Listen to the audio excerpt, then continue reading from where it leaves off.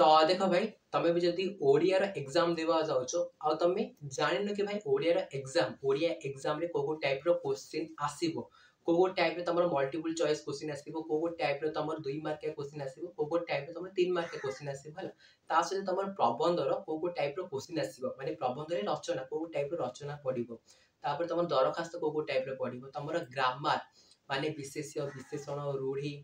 ता सहित शुद्ध शब्द को टाइप रो आसीबो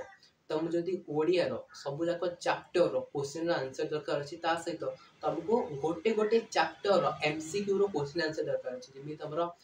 पताका उत्कलन जातीय धक्का पताका उत्कलन भीष्मक उपदेश माने जेतिको चैप्टर अछि सब जाक चैप्टर रो गोटे गोटे चैप्टर रो एमसीक्यू क्वेश्चन आंसर हला पद्य गद्य प्लस एकांकिया ता सहित तुमको इंपोर्टेंट क्वेश्चन आंसर दरकार अछि जोडा तमरो एग्जाम रे आसीबो तुम जदि पीडीएफ दरकार अछि ले देखो भाई तमे मते ए नंबर रे कांटेक्ट करि परिबो मु तो बहुत कम प्राइस रे सब जाक चैप्टर क्वेश्चन आंसर देबी